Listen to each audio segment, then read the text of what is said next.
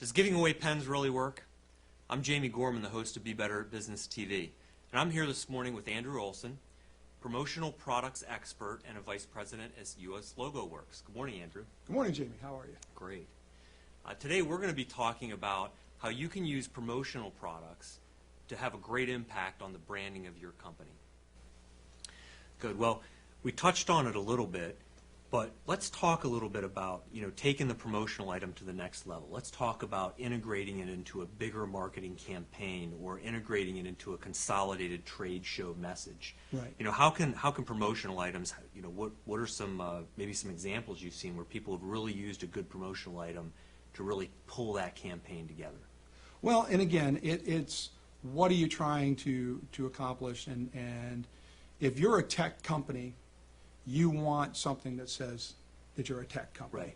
Right. If you're a company that's working with home-based clients, you want something that says that you're a home-based client. Right. And so you want to, one, make sure that your logo is consistent through your whole campaign. Right. That's working with people that in the marketing community that you get something that's recognizable. There's no reason to put one form of your name on your signage. Right. And another one on your logo. Okay, so being consistent is a big part of that campaign. Very important in marketing. Consistency will give you recognizability, and and so those kind of things are important. And going out, starting with the logo is probably the wrong place to start. It's starting with what you're trying to accomplish. Work through the keys of marketing first. Who's my client? What gets me recognized? Audience what's important? Objective message, right? Exactly. And then once you've gotten to your logo, then figuring out, what do I want to put on my business cards? What makes me recognizable? What's important to know? Because again, business cards, small amount of space. Yeah. People want to put a lot of information on it. Then you go to your promotional products, and then you find your promotional product that works in that thought pattern. Right. And that's a lot. That's especially the logo from a corporate perspective. Do you see people that are kind of using specific promotional items just for one campaign? So I'm going to do a 6-month campaign on such and such, and coming in and tying in promotional items just for that campaign or just for that specific trade show? Well, a lot of times people will pick something that'll, Logis Tech, they went out to, as you well know, they're a big part of our community, do a lot of things in our community. And they were working with the Potomac Nationals. Right. And so this was a giveaway for just one game. Okay. They got 500 of these, nice soft baseball. And again, that's just one specific event. They went out, and every nice kid. Soft can't be used as a weapon. Exactly. Oh, this is in New York. Yes, and and again, kids can walk out with having something, and the parents get opportunity to annoy them in the car. Yeah, that's it. Great. That's it. Okay.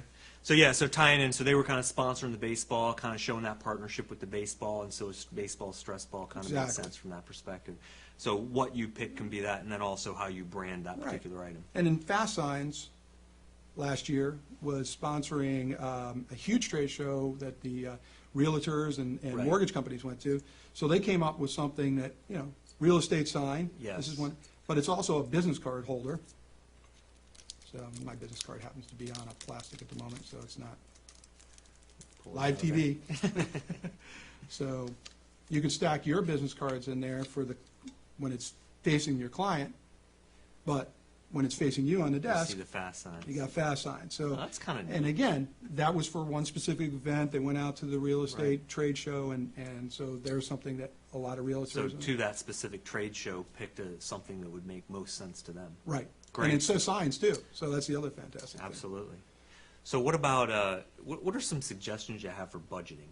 I mean, how much, if I'm going to a trade show and let's say I'm spending $2,000 total, that's my budget for the trade show, what kind of level should I do with promotional items? Well, again, and I know I've repeated I know this. you like all of it, but yeah, I know. I need boosts, I need some signs. Well, make sure that you budget a little bit for a display. Okay. And again, having a nice tablecloth with your name on goes a long way. People can see from a distance who you are. Right. And again, maybe some pop-up banners. So use some of your budget for that. Okay. And then, again, pick your client. get things that are going to target the type of customer you want to bring in.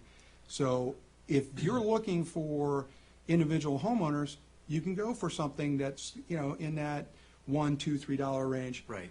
But if you're looking to target CEOs, CFOs, chief operating officers of corporations, you want to step it up. You want to give them something that has some prestige to it. Right.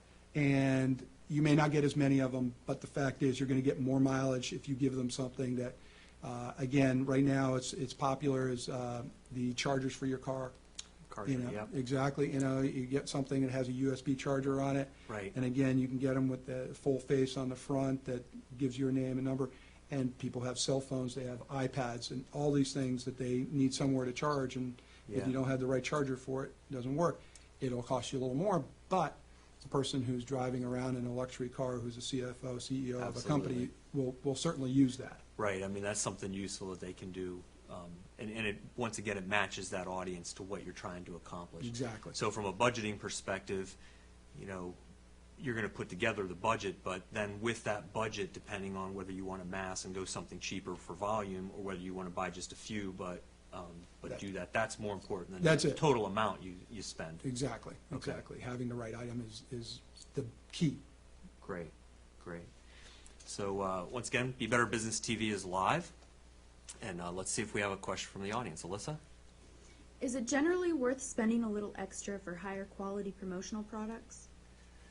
So I think you covered that a little bit, that it depends on the audience and kind of what you're doing with that. But yeah, I mean, what is the impact of buying, one pen versus the other one? What can you expect? Well, and I do that with most groups that I go in. I have the tale of two pens, and the fact is, if you're going to use a pen as one of your primary promotional products, you have to make sure you're giving them a pen that'll stay with them. Right. So yes, it is worth paying the 50-60% more for this pen, so that it has a value to that potential client, that they'll hold on to it, throw it in their purse, keep it in their pocket, put it in their briefcase, than to go with though a quality but inexpensive pen that they don't assign as much value to. Right. But again, it's worth it if you're making a decision in the line of who's your target client and what are you trying to get out of it. Right. Because if you're going for saturation, there's no reason to buy this pen. Right. You can go ahead and buy this pen. Got a man down. So it's worth it if that's going to meet your overall marketing target. Right. But if you don't, don't spend it, and we'll work with you on that. We'll help you figure it out. That's what we try to do, is really try to figure out what's your budget, what's your target, and what works best for you, or what will work best for you. And that's probably something when you're looking for somebody to provide your promotional items, some of the questions to ask is, what is the hottest item? How can you help me budget? What's the difference between this pen and that pen? Right, and if I'm a good promotional product salesperson, I'm starting off with who's your customer. Okay. I'm not starting off with the product, I'm starting off with who's your customer. What are you doing? If somebody's walking in showing you the hottest item first, they're starting at the wrong end of the conversation. Right. The start of the conversation is get to know somebody's business. Great. Figure out what they're doing and what they're doing, then work from the budget, and then start them talking about Well, products. we have a lot of marketing people come through on the show, and it seems like the conversations come back to those three things. Know your audience, know your objective of what you're trying to do with the marketing, the awareness, attitude, or the action, and then know your message. What's your differentiation? How are you different than the others? And that seems to be the common thread that runs through all the marketing. And there's a lot of different ways to market, but it comes down to those basics. Exactly. There are basic theories of marketing that have worked, and they've worked for decades, if not centuries. So Great. Well, good, Andrew. Well, thanks for being with us. We've talked a lot about the promotional items today and kind of how you use those in trade shows and campaigns, but tell us a little bit more about U.S. Logo Works. Well, U.S. Logo Works has been in business for 7 years. Okay. Louis Veraca, who is the owner, and I met 25 years ago, back when we were both working for Domino's Pizza. We bought into the Domino's Pizza customer service thought, which was Tom Monahan always said, Domino's Pizza sells great customer service, and with that you get a great pizza. Right. And we believe in that. We believe in customer service first. Lewis had been in the promotional products business for 15 years to that point and been in the management.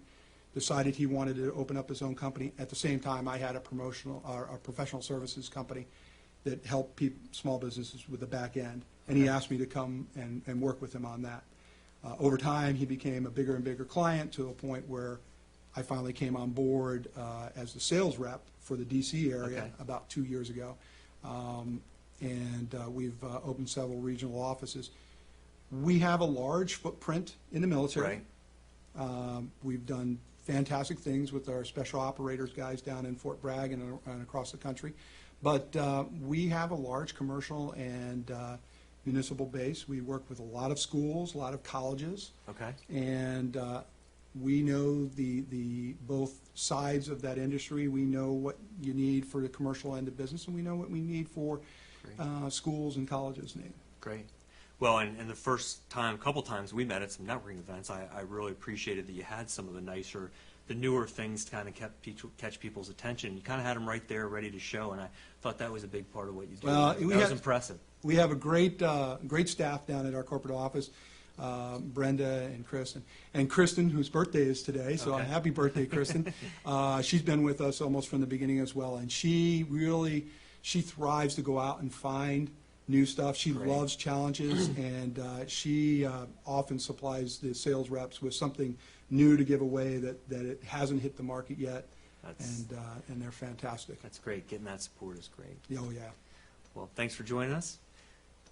Thank you for coming and joining us here on Be Better Business TV. Once again, we're here with Andrew Olson, Vice President, U.S. Logo Works. And we are glad that you watched our program today, and hope that you'll watch again next Friday. We have Amelia Stansel from BB&T, and she's going to talk about networking. Oh, and we're going to talk about networking next week, so that's going to be a great conversation. So have a great week, and come back and see us next week. Thank you.